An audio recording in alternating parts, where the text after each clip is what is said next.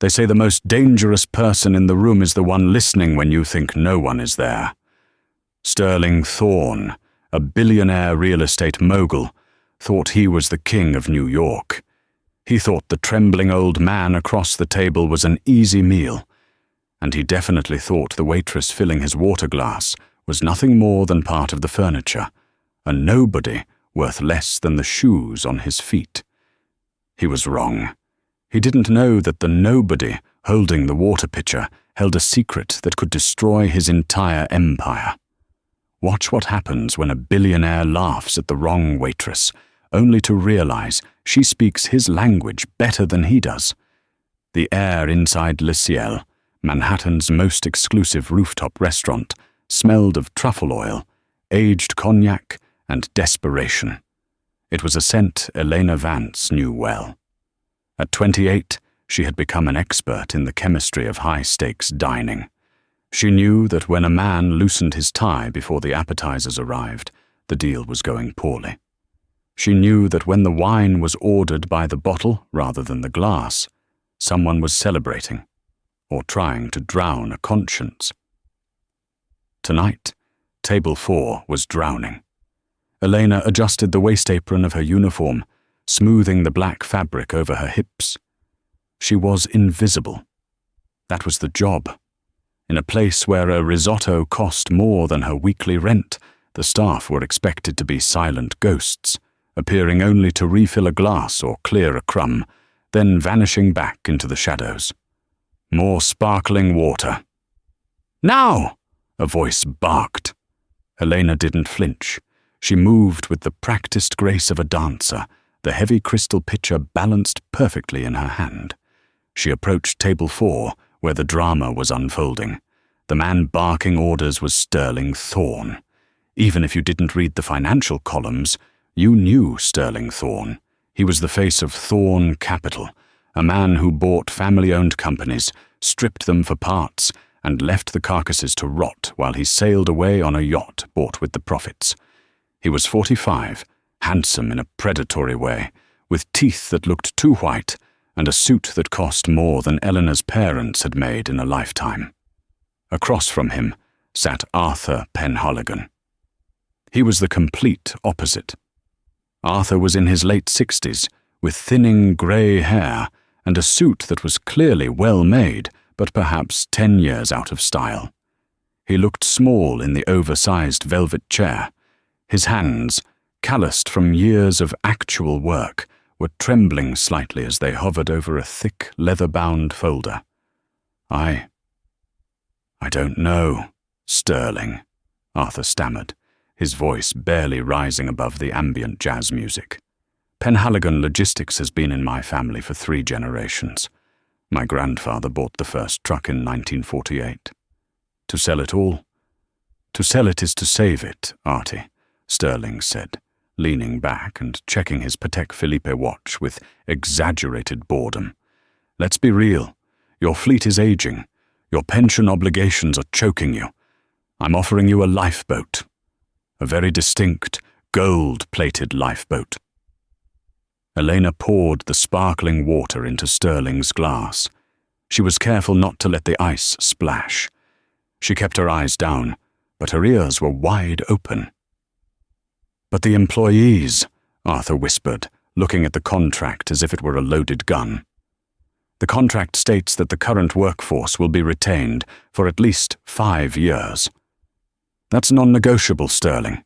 Mary in accounting, old Jim in dispatch. I promised them." Sterling laughed. It was a wet, ugly sound. Arthur, you're such a sentimentalist. That's why you're failing." "Yes, the clause is in there. I told you my legal team drew this up specifically to honor your legacy. We're going to modernize, not brutalize." Elena stepped back to the service station, her heart thumping, a slow, heavy rhythm against her ribs. She watched Sterling pick up his wine glass, a vintage Bordeaux, and swirl it. She saw the glint in his eye. It was the look a wolf gives a wounded deer just before the throat rip. She knew that look. She had seen it in courtrooms, in boardrooms, in a life she had buried 3 years ago. "Hey, you!" Sterling snapped, not even turning his head to look at her. He just snapped his fingers in the air. "Waitress, bring the pen. Mr. Penhaligon is ready to sign." Arthur looked like he was about to be sick. "I haven't read the addendum yet, Sterling. The part in the back. It looks like it's in French. Why is the addendum in French?" "International investors, Artie." Sterling waved his hand dismissively. "The capital is coming through a holding company in Lyon. It's standard boilerplate stuff. Jurisdiction clauses, tax nonsense. Nothing that changes the price. Just sign it so we can order the Wagyu." Elena froze. French jurisdiction clauses? In a domestic logistics contract? That wasn't standard. That was a red flag the size of a billboard. She shouldn't get involved. She really, really shouldn't. She was Elena the waitress. She needed this job. She needed the tips. Her rent was overdue, and her mother's medical bills were piling up on the kitchen counter. If she spoke out of turn, she'd be fired before the dessert course. But then she looked at Arthur Penhaligon. He looked so much like her father. Defeated. Scared. Trusting the wrong man in a tailored suit. Elena took a deep breath, grabbed a silver pen from the host stand, and walked back to the lion's den. "Here is the pen, sir," Elena said softly, placing it on the white linen tablecloth next to Arthur's trembling hand. Arthur looked up at her, his eyes watery. "Thank you, my dear." "Stop stalling, Arthur," Sterling said, his voice hardening. The charm was evaporating, replaced by the steel that made him a billionaire. "I have a flight to Aspen in 3 hours. If you don't sign this now, the offer drops by 20% tomorrow morning. Do you want to explain to your shareholders why you lost them millions? Because you were afraid of a little French legalese?" No, of course not," Arthur mumbled. He picked up the pen. The nib hovered over the signature line on the front page. Elena lingered. She was supposed to walk away. The maitre d', a stern Frenchman named Claude, was watching her from the entrance. He tapped his watch aggressively, signaling her to move. But Elena couldn't move. Her eyes were locked on the open document. The main contract was in English, standard font. But the document underneath, the addendum, was indeed in French.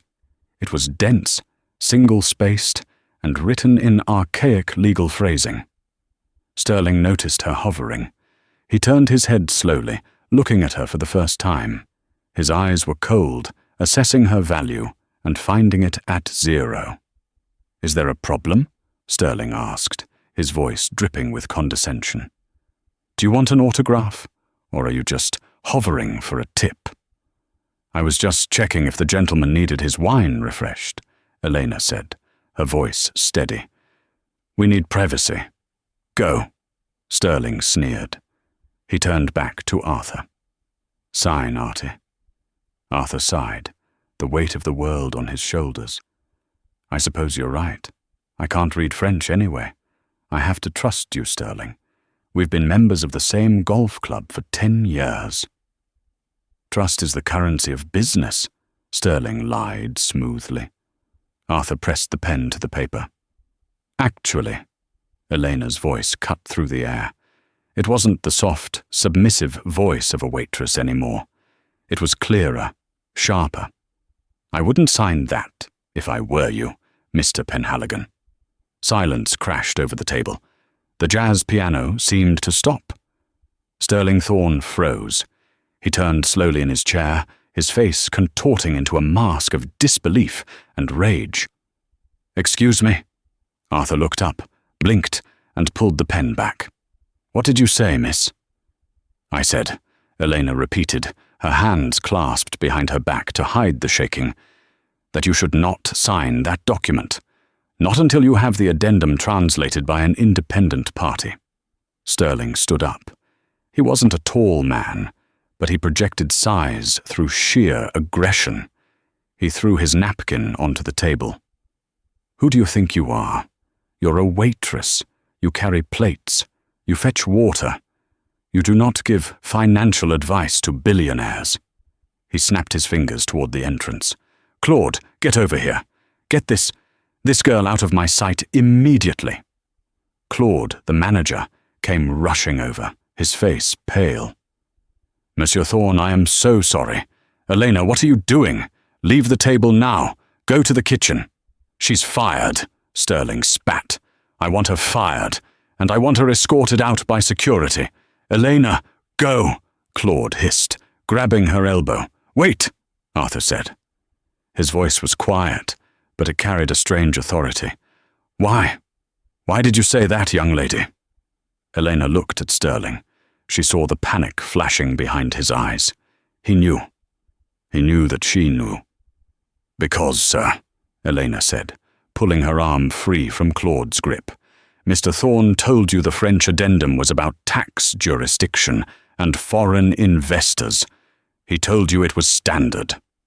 "It is standard," Sterling shouted, his face turning red. "She's crazy. She's probably on drugs. Look at her shoes, Arthur. She's nobody." "It is not standard," Elena said, her voice rising, projecting so the nearby tables could hear. "I caught a glimpse of Article 4, subsection B." "You can read French?" Arthur asked, surprised. "I can read legal French," Elena corrected. "And that clause doesn't discuss investors. It discusses liability transfer." Sterling laughed, but it was forced. "Oh, listen to this. The waitress thinks she's a lawyer. Did you learn that on Duolingo, sweetheart?" He took a step toward her, invading her personal space, trying to physically intimidate her into silence. "Walk away," he whispered, low enough that only she could hear. "Walk away now, and I won't ensure you never work in this city again. Open your mouth one more time, and I will bury you." Elena looked at him. She looked at the expensive suit, the sneer, the absolute certainty that money made him untouchable, and something inside her, the part of her that had died 3 years ago when she lost everything, woke up. She smiled. It was a cold, terrifying smile. "Mr. Thorne," she said, loud enough for the entire room to hear. "I don't think you want me to translate that out loud." The restaurant had gone silent. Forks paused halfway to mouths. The couple at table 5 stopped their argument.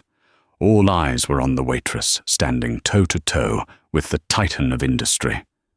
Sterling Thorne's eyes narrowed into slits. He was gambling now. He was betting that she was bluffing. He was betting that a waitress in a stained apron couldn't possibly understand the complex, predatory dialect of international contract law. "Go ahead," Sterling challenged, crossing his arms. "Entertain us. Translate it. Let's hear your little fairy tale." He turned to Arthur with a smirk. "This is going to be good. She's going to read us the dessert menu." Eleanor walked past Sterling. She didn't ask for permission. She picked up the heavy document from the table.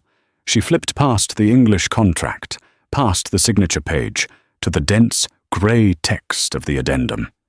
Her finger traced the line. Clause de restructuration et liquidation, immédiate. She looked at Arthur. "Mr. Penhaligon, do you want the literal translation or the legal interpretation?" "Both," Arthur said, his eyes wide. Eleanor cleared her throat. She began to read, her voice ringing out with perfect diction. First, she read the French, her accent flawless, guttural and precise. "Nonobstant toute disposition contraire, l'acheteur se réserve le droit de liquider la totalité des actifs tangibles de la société acquise dans un délai de 30 jours. She paused, looking Sterling dead in the eye. He had gone pale. "Translation," Elena said. "Notwithstanding any provision to the contrary, the buyer reserves the right to liquidate all tangible assets of the acquired company within 30 days. She moved her finger down. "Sans obligation de maintenir le personnel, les contrats de retraite ou les dettes non garanties. Translation," she continued, her voice hard as iron. without obligation to maintain personnel, pension contracts, or unsecured debts. The room gasped. That's not true, Arthur stammered, standing up. Sterling, you said the pensions were safe. You said Mary and Jim. She's lying, Sterling roared. She's making it up. That's not what it says. Elena wasn't finished. Oh, I'm not done, Mr. Thorne. Here is the best part, subsection C. She leaned in, reading the fine print that was buried at the bottom of the page. En cas de liquidation, toutes les dettes personnelles du vendeur liées à l'entreprise seront transférées à son patrimoine privé. Elena looked at Arthur with sympathy. This is the trap, Arthur. In the event of liquidation, all personal debts of the seller related to the business will be transferred to his private estate.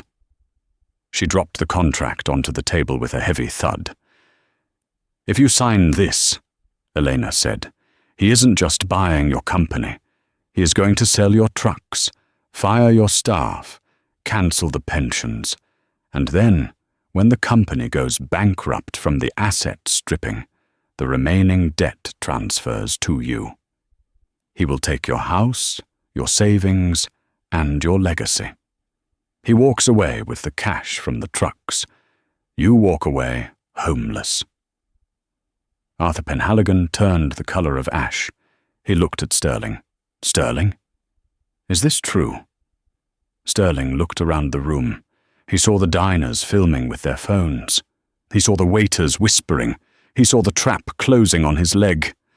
It's a standard hostility clause, Sterling yelled, his composure shattering. It's just to protect my investment. I wasn't going to use it. You stupid old man. You don't understand how business works. I think I do, Arthur said, his voice trembling with rage. I think I understand perfectly. Arthur picked up his glass of water, the one Elena had just filled, and threw it squarely into Sterling Thorne's face. You are a snake, Arthur spat.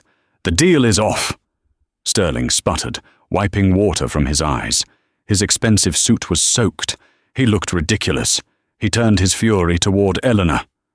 You little witch, Sterling hissed, stepping toward her with his fists clenched. Do you have any idea what you just cost me? That deal was worth $40 million. Then perhaps you should have drafted a fairer contract, Elena replied calmly. I will destroy you, Sterling screamed, losing all control. Who are you? Who sent you? Was it distinct competitors? You're a plant. You're a spy. I'm just a waitress, Elena said. Liar! Sterling grabbed her arm, his fingers digging into her skin. No waitress reads contractual French. Who are you, really? Take your hands off her. The voice came from the entrance of the restaurant. It was deep, authoritative, and familiar. Elena looked up. Standing there was a man she hadn't seen in 3 years. A man she had left behind when she ran away from her old life. It was Julian Blackwood, the district attorney of New York, and he was looking right at Elena with an expression of total shock. Elena, Julian whispered, walking into the room. Elena Vance, is that you? Sterling froze. He looked from the DA to the waitress. You know her, Julian. Who is this nobody? Julian Blackwood walked up to the table. He looked at Sterling, then he looked at Elena's name tag. He smiled, a slow, knowing smile. Sterling, Julian said, his voice quiet but deadly. You really should do background checks on the people you insult. This nobody isn't just a waitress. Julian turned to the room. This is Elena Vance. 5 years ago, she was the youngest partner in the history of Hamilton and Hart. She was the best corporate litigator in the city. She was known as the Guillotine because she never lost a contract dispute. Sterling's jaw dropped. What? She disappeared 3 years ago, Julian said, looking at Elena with soft eyes. We all wondered where she went. And you. Julian laughed, shaking his head at Sterling. "You just tried to run a fraudulent French contract past the woman who literally wrote the textbook on international commercial law." The silence in the restaurant was deafening. Sterling Thorne looked at Eleanor. She wasn't hiding anymore. She stood tall, her chin up, the waitress mask gone. The sharp, terrifying intelligence of the guillotine was back. "Hello, Sterling," Eleanor said. "Shall we discuss the legality of attempting to defraud a senior citizen? I believe the penalty is up to 10 years in federal prison." The dining room of Le Ciel was paralyzed. It was the kind of silence that usually only happens in a courtroom just before a verdict is read. Sterling Thorne looked at Julian Blackwood, the district attorney, and then back at Elena. The arrogance that had fueled him moments ago was flickering, but Sterling was a man who had built an empire on never admitting defeat. "Hamilton and Hart," Sterling scoffed, though his voice lacked its usual bite. "That firm dissolved 3 years ago. If she was a partner there, she's washed up. She's a has-been who serves salads now." He straightened his soaked jacket, regaining a sliver of his composure. "You can't threaten me, Julian. I haven't broken any laws. I made a business offer. Mr. Penhaligon declined. That's capitalism." Sterling turned his cold, reptilian gaze back to Elena. "You might have impressed these people with your little French trick, Ms. Vance. But you and I both know that in the real world, money beats brains every single time. You're done in this town. You'll be lucky to get a job scrubbing toilets in Queens when I'm through with you." He signaled to his bodyguards. "Let's go. This place smells like poverty." Sterling stormed out, his entourage trailing behind him. But as he passed Elena, he leaned in one last time. "Watch your back, Guillotine. Blades get dull. Money doesn't." When the elevator doors closed, the tension in the room broke. The diners began to whisper frantically. But Elena didn't hear them. She felt the adrenaline crashing. Her hands, which had been steady as stone while holding the contract, began to tremble. "Elena," Julian said softly, stepping closer. "It really is you. I looked for you. When your father died, when the firm collapsed, I tried to find you." Elena turned away, picking up the tray she had abandoned. She needed to work. She needed to be invisible again. "Please, Mr. Blackwood." "Don't." "Why are you here?" Julian pressed, his voice full of concern. "You were the brilliant mind of our generation. You could be running any firm in the city. Why are you waiting tables?" Elena slammed the tray down on the service station. The noise made Julian flinch. "Because I lost, Julian," she hissed, tears stinging her eyes. "Because the law didn't save my father. A man like Sterling Thorne, a man named Marcus Vane, scammed my father out of his pension, his home, everything. And despite me being a brilliant lawyer, I couldn't stop it. The stress gave my dad a heart attack. I buried him, and I buried the guillotine with him. I couldn't practice law in a system that protects predators." She took a shaky breath. "Now, if you'll excuse me, I have to go get fired." She was right. Claude, the manager, was standing by the kitchen door. He looked apologetic, but firm. Elena walked over to him. She untied her apron before he could even speak. "I know, Claude," she said quietly. "He's a VIP client. I embarrassed him. I'm a liability." "I am sorry, Elena," Claude whispered, looking down at his shoes. "Mr. Thorne just texted the owner. He threatened to buy the building and evict the restaurant if you aren't terminated immediately. You are the best worker I have, but I have families to feed." "It's okay," Elena said. She handed him the apron. "I was getting tired of the uniform anyway." She walked out the back door into the cold New York night. She had no job, She had rent due in 3 days, and she had just made an enemy of a billionaire. But as she walked down the alleyway, she heard footsteps behind her. "Wait!" It was Arthur Penhaligon. The old man was out of breath, clutching his chest, running after her. "Miss Vance, please, wait!" Elena stopped and turned. "Mr. Penhaligon, you shouldn't be here. Sterling will see you." "Let him see," Arthur said, straightening his back. "You saved my life in there. You saved my employees. I don't know who you were in the past, but I know who you are today. You are a woman of honor." He reached into his pocket and pulled out a business card. It was old-fashioned, cream-colored cardstock. "I know you just lost your job," Arthur said, "and I know I'm not a big fancy firm, but I need a lawyer, a real lawyer, someone who can read the fine print." Elena shook her head. "I don't practice anymore, Arthur. My license is inactive. I'm just a waitress." "No," Arthur said firmly. "Sterling Thorne isn't going to stop. He wants my company. He wants to strip it for parts. He's going to come back with more lawyers and more lies. I can't fight him alone. I have money, Elena. Not Thorne money, but enough. I will pay you double whatever you were making at that restaurant. Please, help me save my legacy." Elena looked at the old man. She saw her father in his eyes. She remembered the day she found her father, crying at the kitchen table, holding a foreclosure notice from a predatory lender. She remembered how small he looked. She looked at Arthur's hand, extended in hope. Elena took the card. "I'm expensive, Arthur." Arthur smiled. "Quality usually is." 3 days later, Elena was sitting in her small studio apartment in Brooklyn. The place was a mess of open boxes and old legal textbooks she had dragged out of storage. She had spent the last 72 hours reactivating her bar license, filing paperwork, and drinking too much cheap coffee.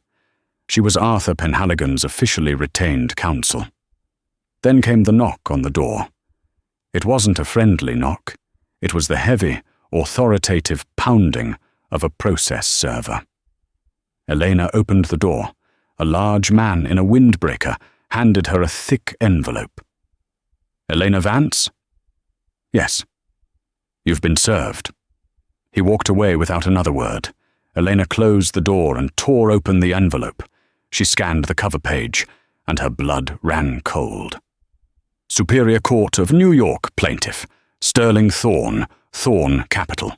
Defendant Elena Vance, cause of action, tortious interference, defamation of character, breach of privacy, damages sought, $10,000, $10 million. She sank onto a futon. It was a slap suit, strategic lawsuit against public participation. Sterling knew he couldn't win on the merits. He knew she had told the truth, but that didn't matter. The point of the lawsuit was to bury her in legal fees, to force her to spend hundreds of hours defending herself until she went bankrupt and begged for mercy. Her phone buzzed. It was an unknown number. "Hello? Did you get my love letter?" Sterling's voice was smooth, amused. Elena gripped the phone. "This is frivolous, Sterling. You can't sue me for translating a document in a public place. Truth is an absolute defense against defamation." "I can sue you for whatever I want, Guillotine," Sterling laughed. "I have 20 lawyers on retainer at Darrow and Sneed. They need the practice. We will depose you for weeks. We will subpoena your medical records, your emails, your elementary school report cards. We will drag this out for 5 years. Do you have the cash flow for a 5-year war? Or are you going to crawl back to your hole?"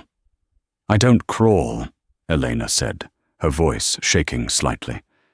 "Then you'll burn," Sterling said. "Here is the deal. You publicly apologize. You sign a statement saying you lied about the contract. You convince old man Penhaligon to sell his company to me at the original price. Do that, and the lawsuit goes away. You have 24 hours. The line went dead. Elena stared at the wall. Panic clawed at her throat. She had no money. Even with Arthur's retainer, she couldn't fight a $10 million lawsuit. Sterling was going to crush her before she even started. She looked at the photo of her father on her bookshelf. He was smiling, holding a fishing rod. He had been a good man, a soft man, and the world had eaten him alive. "Don't be soft, Ellie," he used to tell her. "Be smart." Elena stood up. She walked to the bathroom and looked in the mirror. She looked tired. She looked like a waitress who had been fired. She splashed cold water on her face. Then she opened her cabinet. Behind the cheap makeup and the aspirin, there was a box she hadn't touched in 3 years. She opened it. Inside was a tube of lipstick, blood red, and a pair of diamond stud earrings, the only expensive things she had kept from her old life. She put on the earrings. She applied the lipstick. It was war paint. She walked back to the living room and dialed a number. "Arthur? Elena? Is everything all right?" "No," Elena said. "Sterling just sued me for $10 million. He wants to scare us. He wants us to fold." "Oh my God," Arthur gasped. "Elena, I'm so sorry. Maybe we should just give him what he wants. I can't let him ruin you." "He isn't going to ruin me, Arthur," Elena said. Her voice had changed. The tremble was gone. It was replaced by a cold, surgical precision. "He made a mistake." "What mistake?" "He made it personal," Elena said. "Arthur, I need access to your old archives. Specifically, any correspondence you've had with Thorne Capital in the last 5 years. And I need you to authorize a forensic audit of your own logistics data." "Why?" "Because bullies like Sterling are lazy," Elena explained, pacing her small apartment. "They use the same playbook every time. If he tried to slip a French jurisdiction clause past you, he's done it before. And if he's done it before, there are other victims. I'm not going to defend myself against this lawsuit, Arthur." "You're not?" "No," Elena smiled, and it was a dangerous thing. "I'm going to countersue. We're going on the offensive." The next 2 weeks were a blur of caffeine, dust, and forensic accounting. Elena moved her office into the basement of Penhaligon Logistics. It was a windowless, concrete room filled with metal filing cabinets that smelled of diesel fumes and decades of old paper. It was a far cry from the mahogany corner office she used to have at Hamilton and Hart, but Eleanor preferred it. This wasn't about billing hours anymore. This was a hunt. She didn't sleep much. She worked 18-hour days, fueled by cheap espresso and sheer spite. Arthur tried to tell her to go home, to rest, but she refused. She knew Sterling Thorne. She knew that right now his lawyers were drafting motions to bury her. She was racing against a clock that was ticking louder every second. She started by pulling the public records of every company Sterling Thorne had acquired in the last decade. It was a graveyard of American industry, a textile mill in Ohio, a cannery in Maine, a tech startup in Austin, a furniture factory in North Carolina. In every single case, the pattern was identical. Wahesha 1, Sterling buys the company, promising to modernize and expand. 2, 6 months later, the company declares bankruptcy due to unexpected liquidity issues. 3, the assets are sold off to mysterious shell companies for pennies on the dollar. 4, the employees lose their pensions and the original owners are left with the debt. "It's a bust-out scheme," Elena muttered to herself, rubbing her tired eyes. "It's classic mafia tactics wrapped in a tailored suit." But proving it was the hard part. Sterling was careful. He used layers of intermediaries. Elena needed the smoking gun.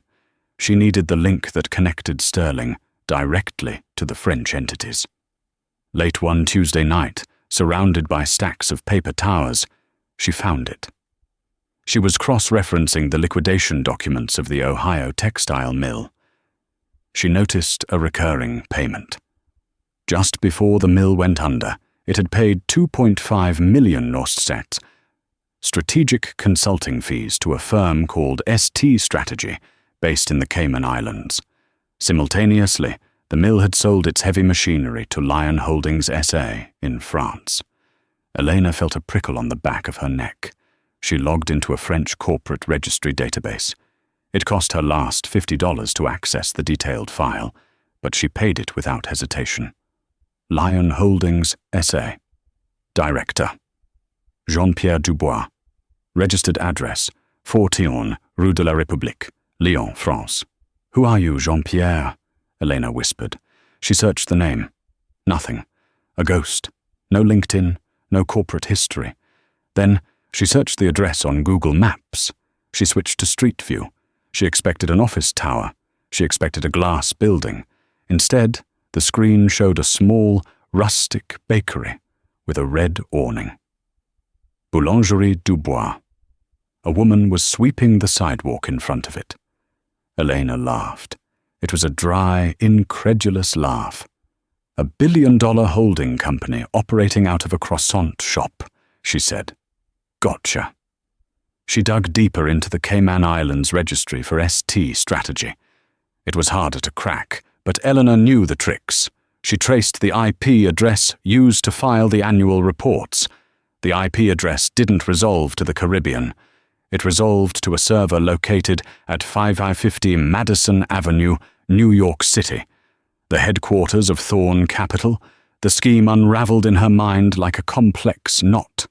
Sterling wasn't just a bad businessman. He was a thief on an industrial scale. 1. He bought companies using leveraged debt. 2. He forced the companies to pay massive consulting fees to his own offshore shell company, ST Strategy, draining their cash. 3. When the company inevitably went broke, he sold the hard assets, trucks, machines, to his other shell company, Lion Holdings, for a fraction of their value. 4. He used the French jurisdiction clause to ensure the bankruptcy was handled in a court where he could hide the asset transfer. It was racketeering. It was wire fraud. It was money laundering. It was a federal crime that carried a sentence of 20 years to life. Elena sat back in her rickety chair. She had the weapon to kill the beast, but she couldn't just walk into court with this. Sterling owned judges. He had teams of lawyers who would bury this evidence in motions for years. They would claim the IP address was a mistake, or that Jean-Pierre was a legitimate consultant. She needed to trap him. She needed him to admit that he controlled the shells. She picked up her phone and dialed a number she hadn't called in years. "District Attorney's Office. Please hold." "Put me through to Julian Blackwood," Elena said, her voice commanding. "Tell him the Guillotine has a RICO case for him." The next morning, the sky was grey and heavy with rain. Elena stood in front of the glass and steel tower of Thorne Capital. She looked up at the penthouse floor, hidden in the clouds. She wore her best suit, a navy blue power suit she had dry cleaned 3 times. She had applied her lipstick like war paint. Clipped discreetly to her lapel was a small, pearl-encrusted brooch. She walked in. The receptionist looked at her with disdain. "Do you have an appointment?" "Tell Mr. Thorne that Elena Vance is here," Elena said loudly. "Tell him the waitress is ready to surrender." 5 minutes later, she was ushered into the elevator. The ride up was silent. When the doors opened, she was led into Sterling's massive corner office. The view of Manhattan was breathtaking, a panorama of power and wealth. Sterling sat behind a desk that looked like the deck of an aircraft carrier. He didn't stand up. He was typing on his phone, making her wait. Finally, he looked up. A smirk curled his lips. "Well, well," Sterling chuckled. "I knew you'd come to your senses. The legal fees starting to hurt, sweetheart? Or did you realize you can't pay rent with integrity? Eleanor sat down without being asked. She placed her briefcase on the desk with a heavy thud. She slumped her shoulders, affecting the posture of someone who was broken. "I can't do it, Sterling," she said, her voice quiet and trembling. "I can't fight you. You have too much money. I'm drowning in paperwork." Sterling laughed, leaning back and clasping his hands behind his head. "Music to my ears. I told you, Elena. You're a waitress. You're an ant. I'm the boot. It's the natural order of things." "If I sign the apology," Elena said, looking down at her hands, "will you drop the lawsuit? And will you promise not to go after Arthur personally?" "I'll drop the lawsuit against you," Sterling said, enjoying every second of her submission. "But Arthur—" "No, I'm going to crush him. He threw water on me. I'm going to take his trucks, his house, and his dog if he has one. I'm going to make him an example." "But the contract," Elena said, playing dumb, feeding his ego. "The French clause. Arthur says it's illegal. He says you're funneling money to France." Sterling's eyes glinted with arrogance. He thought he had won. He thought she was harmless. He wanted to brag. He wanted to show her just how much smarter he was than her. "Illegal?" Sterling scoffed. Elena, you're smart, but you think too small. You think like a poor person." He stood up and walked to the window, looking out over his kingdom. "Do you know what Lion Holdings is?" he asked, turning back to her. "It's not just a company. It's a masterpiece. I set it up 5 years ago. I put a baker in charge, a man named Jean-Pierre, who barely speaks English. I pay him €500 a month to sign whatever I send him." Elena's heart hammered against her ribs. "Keep going," she thought. "Give me the intent." "So," Elena stammered, "so you control it? But the bankruptcy courts—" "The courts see what I want them to see," Sterling roared, swept up in his own brilliance. "I strip the companies here. I sell the assets to myself in France for pennies, and the US courts can't touch it because of the jurisdiction clause. I've done it 12 times, Elena. 12 times. And do you know how much money is sitting in that account in Lion right now? $80 million. Tax-free." He leaned over the desk, his face inches from hers. "Arthur is just lucky number 13, and there is nothing anyone can do about it because I own the game. I am the economy." "So you admit it?" Elena asked softly, lifting her head. "You admit that ST Strategy and Lion Holdings are just—" "You?" "I admit that I'm a genius," Sterling bragged. "Now stop wasting my time. Sign the apology letter." He slid a piece of paper across the desk. Elena looked at it. Then she looked at the pen. She didn't pick it up. Instead, she sat up straight. The slump in her shoulders vanished. The tremble in her voice disappeared. The defeated waitress was gone, replaced instantly by the cold, terrifying presence of the guillotine. "Actually," Elena said, her voice dropping an octave, sharp as a razor, "I don't think I will." Sterling frowned. The change in her demeanor was sudden and unsettling. "Excuse me?" Elena reached up and tapped the pearl brooch on her lapel. "Did you get that, Julian?" she asked the air. Sterling's face went white. He took a step back. "Who are you talking to?" "The district attorney," Elena said calmly, "and the FBI. They are in the van downstairs. The connection is crystal clear." "What?" Sterling gasped. "We needed intent, Sterling," Elena explained, standing up to meet him eye to eye. "We had the bank records. We had the bakery in Lion.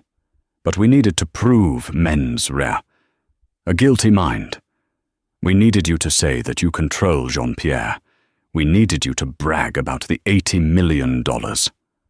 She smiled. "And you just gave us everything." You bitch!" Sterling screamed, his composure shattering. He lunged for the phone on his desk. "Security, get up here!" "It's too late for security," Elena said. "New York is a one-party consent state for recording conversations, Sterling, and I just consented." At that exact moment, the heavy oak doors of the office didn't just open, they burst inward with a deafening crash. The double doors of the office didn't just open, they were practically thrown off their hinges. The sound cracked through the silent tension of the room like a gunshot. Julian Blackwood strode in, his face grim and set like stone. Flanking him were 4 federal agents, wearing navy blue windbreakers, emblazoned with FBI in yellow block letters. Behind them, the terrified receptionist stood with her hand over her mouth, watching the impossible happen. Sterling Thorne, the man who had treated Manhattan like his personal monopoly board, froze. He looked at the agents, then at the recording device on Elena's lapel, and finally at Julian. The color drained from his face so fast he looked like a wax statue. "Sterling Thorne," Julian announced, his voice booming off the floor-to-ceiling glass walls. "You are under arrest." Sterling laughed. It was a high-pitched, hysterical sound. "Julian, is this a joke? Did she put you up to this? I'll have your badge. I'll have your job." "It's not a joke, Sterling," Julian said, stepping forward. He didn't look angry. He looked disappointed. "You are being charged with wire fraud, racketeering, conspiracy to commit money laundering, and 34 counts of securities fraud. We have the logs from the Cayman Islands. We have the witness testimony from the director of Lion Holdings, who, it turns out, was very eager to talk once the French police knocked on his bakery door this morning." Sterling stumbled back, his legs hitting the edge of his massive oak desk. "No, that's impossible. That data is encrypted. It's untouchable." "Nothing is untouchable," Elena said, her voice cutting through the panic. She stood up slowly, smoothing her skirt. "Not when you leave a trail of broken people behind you." An agent moved in, pulling Sterling's arms roughly behind his back. The sound of the handcuffs ratcheting shut, click, click, click, echoed in the large room. It was the sound of an empire crumbling. "Wait! Wait!" Sterling screamed, the reality finally piercing his delusion. He began to struggle, twisting his body. "Elena! Miss Vance! Listen to me. We can make a deal. I have money in accounts they don't know about." "5 million? 10 million? I can transfer it right now. Just tell them the tape was doctored. Please." Elena picked up her briefcase. She walked over to where Sterling stood, pinned by 2 agents. She looked him up and down, just as he had looked at her in the restaurant 2 weeks ago, assessing his value and finding it at 0. "I don't want your money, Sterling," she said quietly, leaning in close so only he could hear. "I want your resignation. I want you to know that a nobody did this." "You're making a mistake," Sterling shouted, spit flying from his mouth as they began to drag him toward the door. His expensive Italian shoes dragged across the carpet. "I am this city. You can't take me down. I'm Sterling Thorne." They hauled him out into the hallway. The entire staff of Thorne Capital, junior analysts, secretaries, interns, had gathered in the corridor. They watched in stunned silence as their king was paraded past them in irons. For the first time, Sterling Thorne wasn't the predator. He was the prey. As he reached the elevator, he twisted his head back one last time, his eyes wild with fear and hatred, locking onto Elena. "You'll regret this," he howled. Elena stood in the doorway of his empty office. She smiled, a genuine, dangerous smile. "Oh, and Sterling," she called out, her voice clear and carrying down the hall. He stopped struggling for a split second. "You forgot to tip your server." The elevator doors closed, sealing his fate. The aftermath. The fall of Thorne Capital wasn't just a news story. It was an earthquake. It dominated the news cycle for weeks. The footage of Sterling Thorne being shoved into the back of a federal cruiser played on loop in Times Square. The press went wild. They dubbed Elena the Waitress whistleblower. Every talk show wanted her. Every magazine wanted her face on the cover. Vogue wanted to do a spread on her courtroom style. A Hollywood producer offered her a 7-figure movie deal for the rights to her life story. Elena turned them all down. She didn't want fame. She had seen what ego did to men like Sterling. Instead, she spent the next 6 months in the trenches of the legal system, assisting the district attorney's office. She meticulously unraveled Sterling's web of shell companies, ensuring that every hidden dollar was found. She made sure the money didn't go to the government. She fought, clause by clause, to ensure the funds went into a restitution trust for the victims, the textile workers in Ohio, the cannery workers in Maine, and the logistics drivers in New York. She became a ghost again, but this time a benevolent one. 6 months later, it was a crisp, golden autumn morning in Brooklyn. The leaves were turning amber and red, crunching under Elena's boots as she walked up the steps of a renovated brownstone. A modest brass plaque next to the door gleamed in the sunlight. Penhaligon and Vance Legal Counsel and Advocacy. It wasn't a glass tower in the sky. It was warm, smelling of old wood, beeswax, and fresh coffee. Inside, the atmosphere was bustling, but it wasn't the frantic, terrified hustle of a corporate firm. It was the sound of people being helped. Arthur Penhaligon came out of his office, looking 10 years younger. The grey pallor of stress was gone, replaced by rosy cheeks and a spring in his step. He was holding a file folder and grinning. "Good morning, partner," Arthur beamed. "Good morning, Arthur," Elena replied, hanging up her coat. "You look happy." "Good news."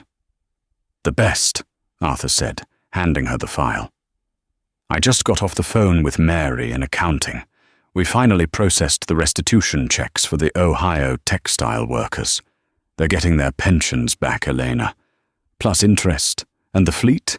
We just bought 10 new hybrid trucks. Cash." He paused, his eyes glistening with emotion. He reached out and squeezed Elena's hand. "We're safe, Elena. My grandfather's legacy. It's safe. Because of you." "We're safe because you didn't sign, Arthur," Elena corrected him gently. "I just read the fine print. You were the one who was brave enough to say no." "Well," Arthur chuckled. Throwing water in his face helped too.